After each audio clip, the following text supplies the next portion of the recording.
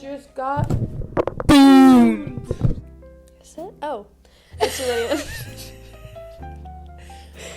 So today.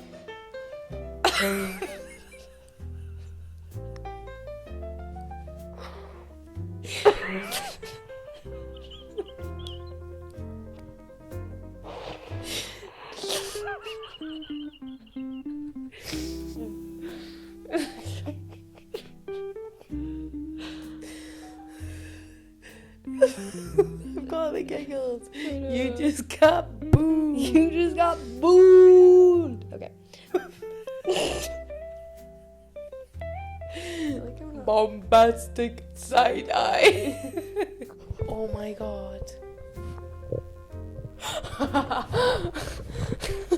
It's the blink.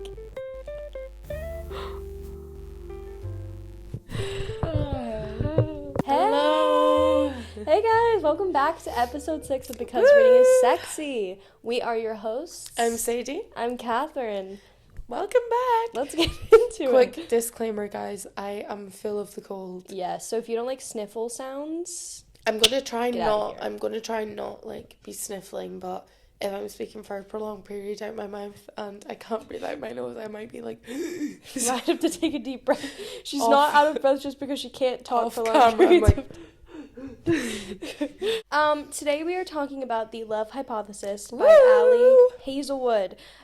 We have not spoken about her before, but we've been really wanting to. Sadie read The Love Hypothesis relatively recently. yeah, I really enjoyed it. And really enjoyed it, and I read it when it came out, and I have also read probably almost all of Ali Hazelwood's books. There are definitely, like, more of them are on my lineup. I just feel like I read that as a kind of filler when I'm just, like, headfirst into my fantasy era. Yeah. Dark romance at the moment, but we'll definitely be going back to it. I do have Love Theoretically downloaded on my Kindle, so I will definitely be picking that up at some point. Yeah. But we're talking about The Love Hypothesis because we have both read that. Yeah. So I'll give you a little summary. Just spoiler warning. If you have not read the book, you want to read the book, you don't like spoilers, then don't listen to this episode. Yeah. Or you can go skip to our thoughts because there will be chapters. So The Love Hypothesis was Ali Hazelwood's debut novel. Came out in 2021. And it is sort of the book that kind of launched the sort of like STEM romance. Yeah. I didn't really particularly know what that kind of entailed. Yeah. I knew it was like an academic setting, that kind of vibe, but I thoroughly enjoyed it for someone who can't think of anything worse than partaking in anything to do with science, because that was not my forte skill. Anyway, carry on. I think she's got a STEM background, Ali Hazelwood, so and an academic background, so that influences her work a lot. But it follows Olive Smith, who's a PhD student and doesn't really believe in love, and Dr. Adam Carlson, and he's sort of a famously young, grumpy professor with a terrifying reputation. And then basically, it all starts when Olive impulsively kisses Adam to convince her best friend that she's moved on, and then they decide to fake date to make their stories believable. She gets to keep her secret, and he looks stable enough for Stanford to release his frozen research funds, because he kind of has to look like stable, like he's got like kind of like a family guy, like he can commit to something. It's a win-win for everyone in the situation. Yes. But they're obviously, it's like a fake dating to, but their chemistry is like so good, and Adam is like, everyone is scared of him, but he's like such a good like male lead, like male character, like he's written so, to like, perfection. He softens for Olive, like he's like so brutal and ice cold, and then he just like he's this teddy bear for her. I've written their names, and I've written a couple of bullet points under each that just come to my head when I think of them. So I have Adam Carlson, PhD. Yes. I have grumpy. Yes. I have hates everyone but her. I have caring. Yeah. He's very thoughtful and caring. I have broody. Yeah. And lastly, I have husband material. Exactly. Olive Smith, I have student / So academic. She's very headstrong, academic. Yes. Doesn't really, like, she's just living her life. Yeah. She's not particularly... I think she's also a little bit asexual, because I think they kind of explore that a little bit. She is a little bit asexual. I think her asexuality could come from, this is a trigger warning, we're going to be talking a tiny bit, because this book addresses a little bit of sexual assault, sexual harassment. Yeah. So just to keep that in mind, we might. And that'll be that. disclaimed in, like, yes, the little description. Yes, but the asexuality kind of comes from that experience, I think, a little bit as well. I've said that she's, like, introverted, but she's bubbly. Yes. You get that a lot from her character. That very sunshiny. And I've got that she loves her friends. Yes. I think that's such a key theme, friendship, because the whole reason that she is in this fake dating scenario is because her, would you say ex, or would you say, like, previous situation? Yeah. Is now kind of seeing her best friend, so she wants to make it look like she doesn't care, but she doesn't. Yeah. But she wants to give that approval, and the fact she's willing to go, like, this far with someone like Adam is just, like, that just shows straight off the bat the type of friend she is. And I think that's really nice that that's so, like, apparent at the forefront of the story. Yeah. We love a good female friendship. I love that.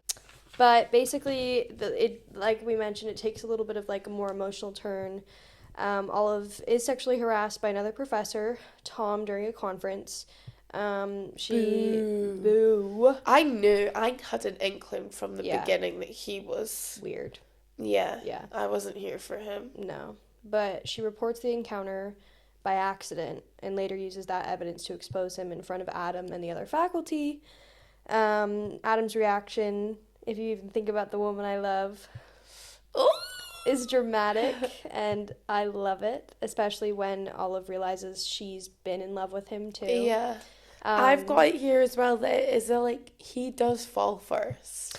That kind of reveals that Adam has been in love with her for years, over just, like, a brief encounter, like, before the events of the book. 'Cause at the very start of the book, the first, like, is it even a chapter, a few pages, is them meeting, but you don't know it's him, but it all starts to click together, and I think it's really nice that she doesn't think twice about it being him, and then when she does figure it out, she's like, oh, does he, like, would he even remember that? And then it all clicks, and it's just together. You would never expect that from his character, but even, like, when they meet, like, once a week for coffee to make it look like they're, like, properly dating, and she gets these, like, stupidly, like, sugary, like, overpriced crazy drinks, and like, he's just like, yeah, whatever, like, I'll pay for it, like, it's just sweet. It's really sweet. And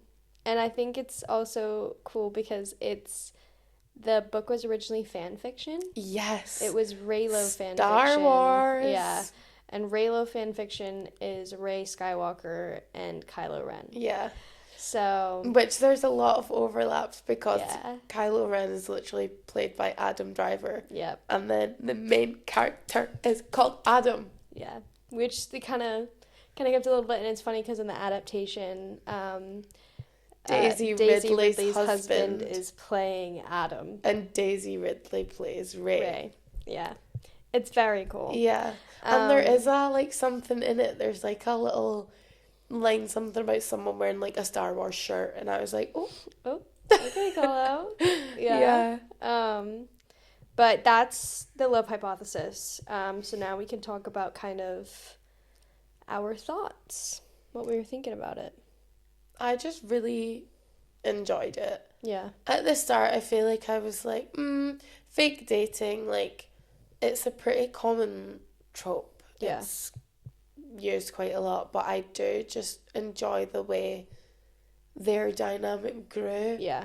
And she got more comfortable with him, and even, like, the little things, like, when they were at the conference, and it was, like, they stayed together, but it was, like, there was no implications, there was nothing, like, you can tell he genuinely just cared about her. Yeah. And even the way that he was with her friends, yes. and like it was it like the picnic or like the barbecue or something, yeah, when it was like she was putting like sun cream on him or whatever she was doing, like, and it was because her friends were like egging her on, and the fact he just went along with it, you could tell, like, even though you weren't really getting his point of view as like much, you could tell that he was falling fast. And she has released chapters from his point of view as well, which is something that I really enjoy that Ali Hazelwood does. Yeah. I love that. I literally saw a TikTok about that today, and it was like the only time I care if a man speaks, and it was like the point of views or like the bonus chapters from like a male's perspective. Yes. It was like resounds. Yes. But the thing is like I enjoy when a book is primarily from a woman's point of view, but I enjoy when we get those snippets when they release it later. I like that. Especially when it's like special. Like, there are moments you're like, oh, I want to see what he's thinking. And the authors know what moments you want to too, which is cool. But no, I really, really enjoyed this book. I got it when I lived in the US. You can get like there was like a book of the month subscription. I don't know if you can do it here, but it was like a book of the month thing, and you get like new releases. So I'd gotten it. Yeah, I'd gotten it as like a new release. And I'd seen it before, but I just because it went. Yeah, huge. I recognized the cover in that, but it was just like something that I wouldn't have gone to pick up. Maybe like more so now that I have like a Kindle, but at the time, like I feel like because I was like committing to spending money on like a paperback, and it was like £10, unless I was like, I know I'm going to enjoy this, or like I've seen a lot about this, like I feel like I wasn't really I had my list of what I was going for, but I'm really glad I read it, and I'm really looking forward to like reading the next one. I think Ali Hazelwood's probably like one of my favorite authors, just because I think she writes consistently good romance novels that I really enjoy. Like I think one of my favorite ones, like Love Hypothesis is my top 3. My top one is Love Theoretically, which is the second one, and sort of like that first primary trilogy. But the fun thing is that they're all connected. Yeah. So they're like, they all show up in each other's worlds, besides her too, because the first, she's venturing into Omegaverse, and the first one, Bride, that's not connected to anything. I did see that. And then the second one, Mates, is like deep in Omegaverse. I think that was on Kindle deals. It might have been. But I just think that's so funny. I think it's actually, I was not surprised in the least, because if you have a start out in fan fiction and you go into Omegaverse, it's like, okay. Yeah. I completely could have seen that coming. I'm not surprised at all. The overlap. My favorite thing was, though, is that since she's kind of a mainstream author, and then she released an Omegaverse book, and everyone was like, what is Omegaverse? Like, what does that mean? Why are we doing that? And it's like, girl, you did not want to see the stuff that I was reading back in the day. It's like literally, she just dipped her toe in the Omegaverse. Have you read it? Yes, I've read both of them. What did you? I really enjoyed them, but I also really enjoyed Omegaverse fan fiction. So like, I think it's something that I would enjoy, and I love Ali Hazelwood, so can buy Ali Hazelwood with like, so why not? But no, some of my favorites are Love Theoretically, obviously, is my favorite. Problematic Summer Romance, which was her most recent one besides Mate, is one of my favorites. I love her newest one, newer one, Deep End. Not in Love, that's like the sequel to Problematic Summer Romance. They're all really good. I really enjoyed Love on the Brain. That's in the Love Theoretically, Love Hypothesis one. It's probably like my least favorite out of the 3, but least favorite Ali Hazelwood scale doesn't mean it's bad. No. Yeah. But I think I've just really enjoyed it because I read the Love Hypothesis before it was an arc, so it wasn't actually even published yet. It was publishing like the next 2 months afterwards. So it was like reading that, falling in love with the way that she writes. Like, I don't know what that girl's going on about when she's talking about science, but like, that's what I mean. I was really so satisfied and so like engrossed in like the plot and just everything else that, like, okay, she's yapping on about this, that, STEM. Yeah, I don't understand any knowledge of it when I come away from it. No. I don't understand any of it, but did that make me any less interested? No. She was still writing in the way that I was still being pulled in, and I wasn't bored. Yeah. But then it was... And I also really enjoy that her characters are academics, because I feel that a lot of time I think especially when I get really caught up in fantasy, there's no science. Like, there's no... Yeah. It's back in the day, there's, like, horse-drawn carriages and whatnot. This is very, like, current day, real world. So I like that. And I also like the personality of an academic, because I generally feel like... I'm not an academic, but, like, I can be quite nerdy, or I can be quite, like... I geek out about things, and I geek out about things that people generally find quite boring within academia. But, yeah, I generally feel like, especially, like, growing up, but I mean now, too, I just hide it better. It's nice as well that when you're used to reading that, like, fantasy genre, and it's very, like, I'm so weak, and I'm trying to provide for my family, whereas this is just, like, a headstrong young girl who... wants to... Yeah. I love that all of Ali Hazelwood's female main characters are extraordinarily educated and extraordinarily, like, kind of awkward. Yeah. But just, like... But they're... She was really likable so as well. Yes. Like, I don't think... Like, sometimes I... Like, especially, like, female main characters do something, I'm like, oh... Yeah. That's annoying. You're annoying me. Yeah, because, like, it's weird how women are written sometimes. Mm-hmm. I don't... But, like, I thought... Like, every character in that book was likable, bar some. Yeah. But, like, all her friends, like, even, like, other, like, professors and stuff, like, I thought, like, everyone was well written. I really enjoyed it. I really enjoyed it. What was your overall rating? I think that book was a 4-star for me. I definitely would have given it a 5. Yeah. I give everything that I really enjoy a 5. But, like, I do... solidly. I think it was a 5 when I first read it. Yeah. But I think now that I've read all of Ali Hazelwood's books, it's a 4. For like a first... For a debut novel, it's fantastic. Yeah. First book for her and my introduction to her writing. Like, I was like, I'm here for this.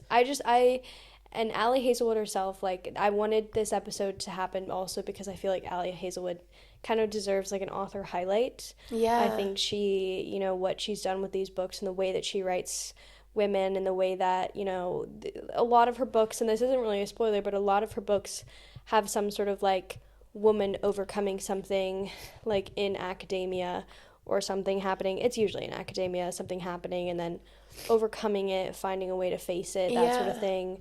Because Ali Hazelwood, I think, struggled in academia with, like, mentors or someone in that same space as her sort of taking advantage of the power that they had over her. Yeah. So she's sort of taken, which is a theme that no matter how, like, niche it may be to people who don't have any knowledge on it, like, that is still something that should be explored. Yeah. And I think, you know... she's done that really well through writing. Yeah, and in putting it into, like, romance, I think it's a nice way to do it because, you know, more of us are going to be reading romance, and it's, you know, the girls who are reading these books aren't just getting, like, this lovely romance with this lovely couple and these lovely characters. They're also getting... There's a deeper rooted meaning. Yeah, they can learn from them, like, you know, standing up for yourself and representing yourself, and that it's okay and that there's an avenue for that. And also that it's hard, like, you know, that there will be people who doubt you or people who, but that in the end, like, to put you down. Yeah. But if you've got good people around you, they'll stand up for you. Exactly. So I really love the way that Ali Hazelwood does that, and I just think she's a lovely human being.